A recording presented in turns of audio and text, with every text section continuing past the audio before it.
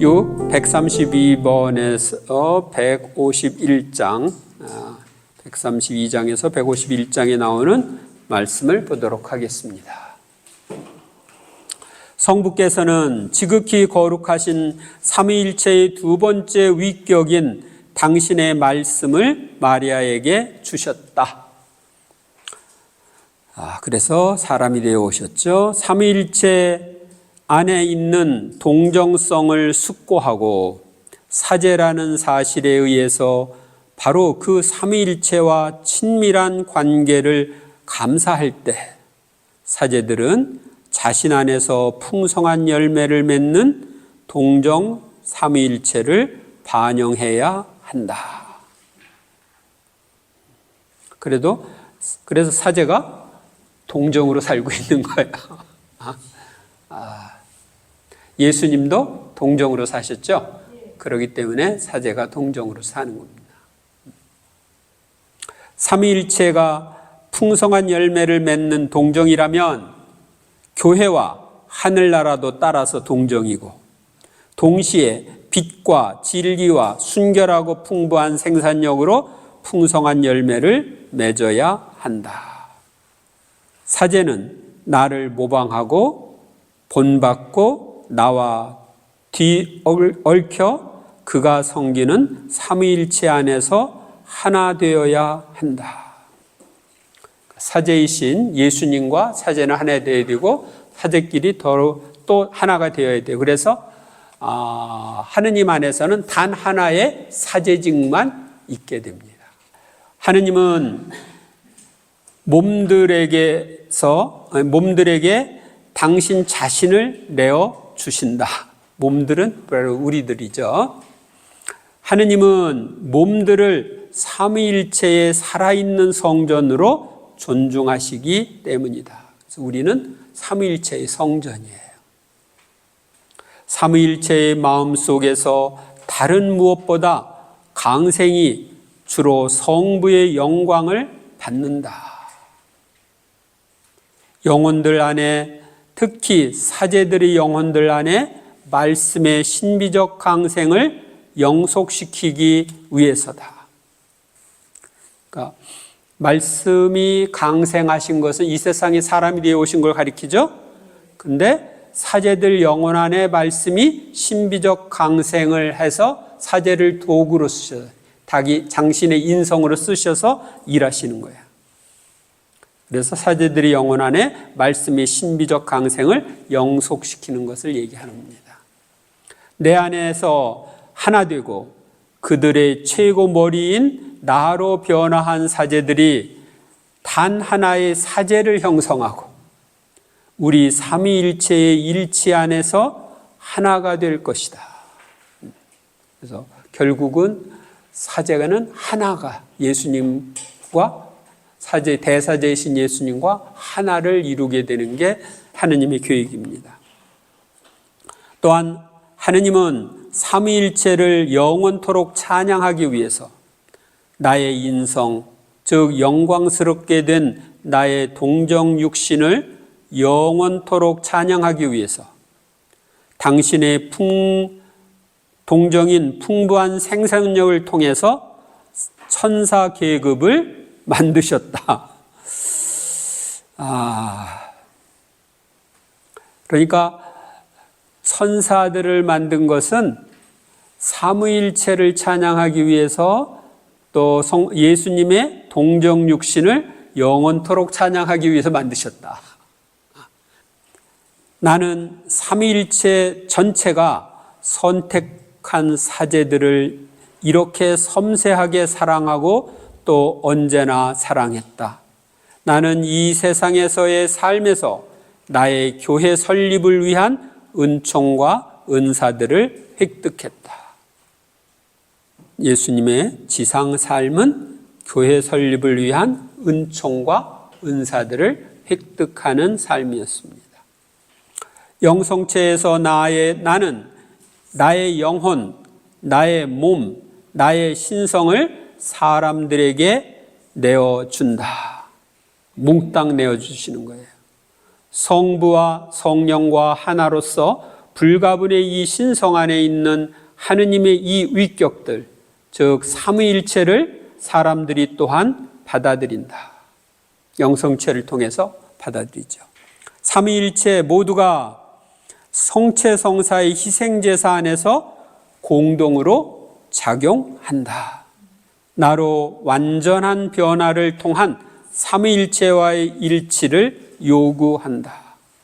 우리가 완전히 예수님으로 바뀌면 삼위일체와 일치가 되는 겁니다. 사제는 서품을 통해 단순한 사람에서 다른 나 자신으로 변화되고 삼위가 모두 심오하고 분리할 수 없는 일체를 이루며 사제 안에 거처하신다. 그러니까 이 사제 서품이 얼마나 중요한지를 얘기하고 있어요. 사제가 죄를 범하면 그들이 죄의 용서를 받아 회복될 때까지 은총을 잃을 것이다. 그러나 삼위일체의 특별한 표지, 즉 사제의 경사스러운 서품날에 하느님이 그들의 영혼에 찢으신 인혼은 절대로 지워질 수가 없다. 이 인혼은 더 큰 영광을 위해서 지우거나 더 큰 영벌 때문에 지워질 수 없다. 이게 무슨 얘기냐면 이 인혼은 천국에 가면 더 큰 영광을 누리는데 지옥에 가면 더 큰 벌을 받는 거예요. 그러니까 사제가 지옥에 가면 더 큰 고통 속에 사는 거예요. 그리고 마귀들은 그 인호를 보잖아요. 그러면 그 인호를 보면 그 사제 때문에 세상에서 자기들이 당한 것들 거기에서 얼마나 화풀이를 하겠어요? 그렇죠. 지옥에 가면 영원한 고통인데 자기가 받은 거 그렇게 위대한 위치에다 떨어지면 그만큼 더 고통스러운 거예요. 그러니까 어떤 경우도 지옥에 가면 안 된다.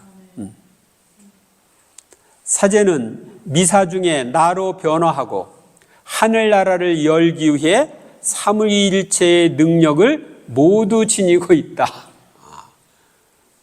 그래서 빵과 포도주가 예수님의 살과 피로 변화되는 거예요. 그리고 고해성사 때는 신권을 가지고 죄를 용서하는, 그러니까 신의 권한을 갖는 거예요, 사제는. 삼위일체의 세 위격은 뚜렷이 다르다. 그러나 단 하나의 무한한 하느님을 형성하며 시작이 없다. 삼위일체는 시작도 없고 끝도 없죠. 그렇다. 영혼들에게 심지어 큰 죄인에게라도 상냥하고 다정하게 대해 주어야 할 필요가 있다. 사제들이 삼위일체의 모상이기 때문이다. 그래서 제가 상냥하게 다정하게 여러분들에게 대해 주어야 합니다. 하느님의 크신 은총으로 저는 그 화를 내지 않을 수 있었어요. 그러니까 지금 하느님의 은총으로 10년, 20년 제가 화를 내는 것을 본 사람이 없습니다. 옛날에는 안에서는 있었는데 지금은 이제 안에서도 없는 거예요. 그러니까 화가 안 나니까 뭐 화를 낼 필요가 없는 거죠. 근데 그것은 그분이 이렇게 정화시켜 주셔서 그게 가능한 겁니다. 그러나 아직도 예수님으로 변화되려면 멀고 멀었습니다. 제가 다른 하나의 예수님이 되도록 기도해 주시면 좋겠습니다. 사람은 삼위일체의 열렬한 사랑이 넘쳐서 생긴 열매이다. 삼위일체의 열렬한 사랑이 넘쳐서 생긴 열매가 바로 사람이다. 그러니까 가장 큰 사랑으로 인간을 창조했다. 성부가 성자를 낳았고 성부와 성자에게서 성령이 나왔다는 것은 확실하고 믿어야 한다. 하나인 성삼위는 시작도 없고 끝도 없다. 그분들은 삼위일체 안에서 실체의 일치를 이루는 하나의 하느님을 형성한다. 삼위일체는 끝이 없고 언제나 하나의 참된 하느님이다.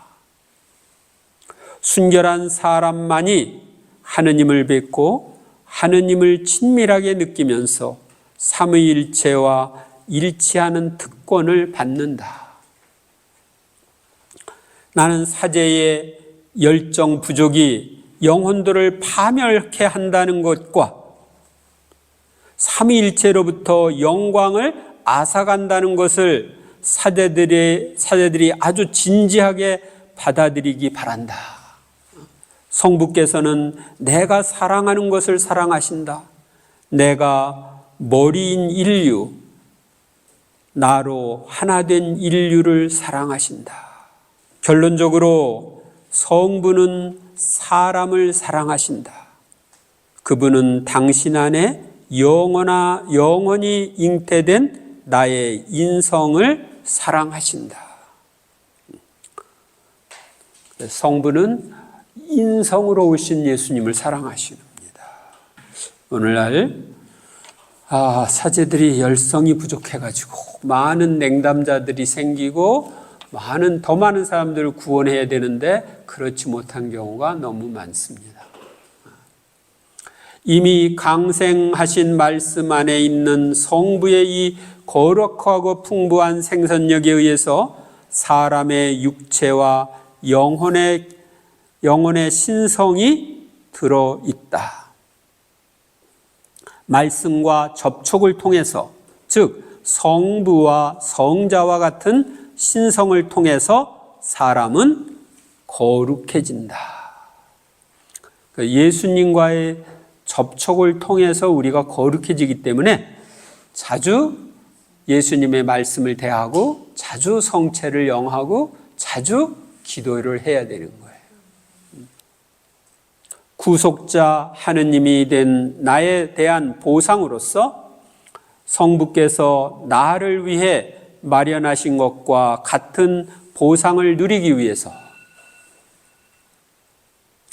영혼과 육체가 하늘나라로 간다면 그들이 오직 나로 합쳐졌기 때문이며 그들이 사람이 된 그분의 말씀으로 변화하여 하나 되었기 때문이다. 우리가 이제 언젠가는 영혼과 육체가 하늘나라로 갑니다. 종말에 그러니까 최후의 심판 때 육이 영과 결합해서 이제 하나가 되는데 그렇게 되는 것은 바로 우리가 예수님과 합쳐져서 하나가 됐기 때문이고 또 그분으로 변화되었기 때문입니다. 거룩한 사제가 필요하다. 나는 이 말을 반복하고만 있을 수가 없다.